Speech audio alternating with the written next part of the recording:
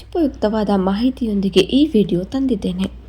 ಕಳಸಕ್ಕೆ ಇಟ್ಟಂತಹ ಕಾಯಿ ಬಿರುಕು ಬಿಟ್ಟರೆ ಏನನ್ನ ಸೂಚಿಸುತ್ತದೆ? ಒಂದು ವೇಳೆ ಮೊಳಕೆ ಬಂದರೆ ಏನು ಅರ್ಥ?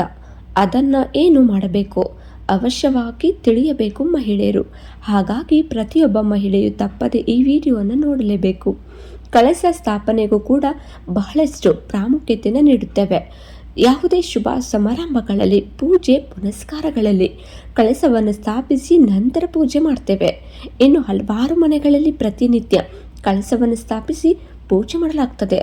ಕಳಸಗಳಲ್ಲಿ ಎಷ್ಟು ವಿಧಗಳಿವೆ. ಅದರಲ್ಲಿ ತೆಂಗಿನಕಾಯಿ ಇಟ್ಟು ಕಳಸ ಸ್ಥಾಪಿಸಿ ಪೂಜಿಸುವುದು ಕೂಡ ಒಂದು ವಿಧ. ಇನ್ನು ತೆಂಗಿನಕಾಯಿಗಳಲ್ಲಿ ಕಳಸವನ್ನು ಸ್ಥಾಪಿಸಿದ ನಂತರ ತೆಂಗಿನಕಾಯಿಯಲ್ಲಿ ಆಗುವ ಬದಲಾವಣೆಗಳು ಗೊಂದಲಕ್ಕೆ ಕಾರಣವಾಗುತ್ತದೆ. ವಿಷಯದಲ್ಲಿ ಏನಾದರೂ ಬದಲಾವಣೆಗಳು ಕಂಡು ಬಂದರೆ ಸಾಮಾನ್ಯವಾಗಿ ಆತಂಕಗಳು ಹೆಚ್ಚಾಗುವುದುಂಟು.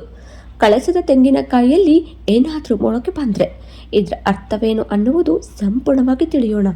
ಸಾಮಾನ್ಯವಾಗಿ ನಾವು ಮನೆಯಲ್ಲಿ ಪ್ರತಿಷ್ಠಾಪಿಸುವಾಗ ಮಹಾಲಕ್ಷ್ಮಿ ದೇವಿಯ ಸ್ವರೂಪವಾಗಿ ಅಥವಾ ಮನೆದೇವರ ಸ್ವರೂಪವಾಗಿ ಅಥವಾ ದುರ್ಗಾದೇವಿಯ ಸ್ವರೂಪವಾಗಿ ನಾವು ಕಳಸವನ್ನು ಪೂಜಿಸುತ್ತೇವೆ.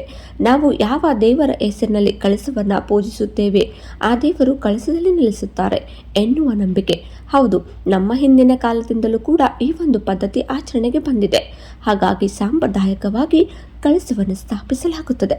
ಇನ್ನು ಮನೆಗಳಲ್ಲಿ ತೆಂಗಿನಕಾಯಿಯನ್ನು ಇಟ್ಟು ಕಳಸದಲ್ಲಿ ಏನಾದರೂ ಮೊಳಕೆ ಬಿಟ್ಟರೆ ಅದರ ಅರ್ಥ ಮನೆಯಲ್ಲಿ ಸುಖ ಸಮೃದ್ಧಿ ಹೆಚ್ಚಾಗುತ್ತದೆ ಎಂದು ಸೂಚನೆ ನೀಡುತ್ತದೆ. ಹಾಗಾಗಿ ಮನೆಯಲ್ಲಿ ತೆಂಗಿನಕಾಯಿ ಮೊಳಕೆ ಬಂದರೆ ಅದು ಶುಭ ಶಕುನ. ನೀವು ಪೂಜೆ ಮಾಡಿ. ನಿಮ್ಮ ಮನೆಯ ಅಂಗಳದಲ್ಲಿ ಜಾಗವಿದ್ದರೆ ಅಥವಾ ಜಮೀನಲ್ಲಿ ಜಾಗವಿದ್ದರೆ ನೀವು ಮೊಳಕೆ ಬಂದಿರುವ ತೆಂಗಿನಕಾಯಿಯನ್ನು ನೆಟ್ಟು ಮರವಾಗಿ ಬೆಳೆಸಿ. ಇಲ್ಲದೆ ಹೋದಲ್ಲಿ ಯಾವುದಾದರ ದೇವಾಲಯಕ್ಕೆ ಅದನ್ನು ಕೊಟ್ಟು ಬಿಡಿ. ಈ ರೀತಿಯಾಗಿ ಸಮೃದ್ಧಿಯಾಗಿ ಬೆಳೆಯುತ್ತದೆ. ಅದೇ ರೀತಿಯಾಗಿ ನಿಮ್ಮ ಮನೆ ಕೂಡ ಸುಖಮಯವಾಗಿ ಬೆಳೆಯುತ್ತದೆ ಅಂತ ಕೂಡ ಹೇಳಲಾಗುತ್ತದೆ. ಸ್ನೇಹಿತರೆ, ಹೌದು, ಇನ್ನು ತೆಂಗಿನಕಾಯಿ ಏನಾದರೂ ಬೆರುಕು ಬಿಟ್ಟರೆ ಅದರಿಂದ ಯಾವುದೇ ಕೆಟ್ಟ ಸೂಚನೆ ಆಗುವುದಿಲ್ಲ ಅಂತ ಕೂಡ ಹೇಳಬಹುದು. ಸ್ನೇಹಿತರೆ, ಈ ಒಂದು ಮಾಹಿತಿ ಹೇಗನಿಸ್ತು? ಇಷ್ಟವಾಗಿದ್ದಲ್ಲಿ ಲೈಕ್ ಮಾಡೋದು ಕೂಡ ಮರಿಬೇಡಿ. ಅದೇ ರೀತಿ ನನ್ನ ಚಾನಲ್ನ ಹೊಸಬ್ರು ಯಾರೆಲ್ಲ ನೋಡ್ತಿದ್ದೀರಾ ಸಬ್ಸ್ಕ್ರೈಬ್ ಮಾಡ್ಕೊಳ್ಳಿ ಅಂತ ಹೇಳ್ತಾ ಈ ವಿಡಿಯೋನ ಇಲ್ಲಿಗೆ ಎಂಡ್ ಮಾಡ್ತಾ ಇದ್ದೀನಿ.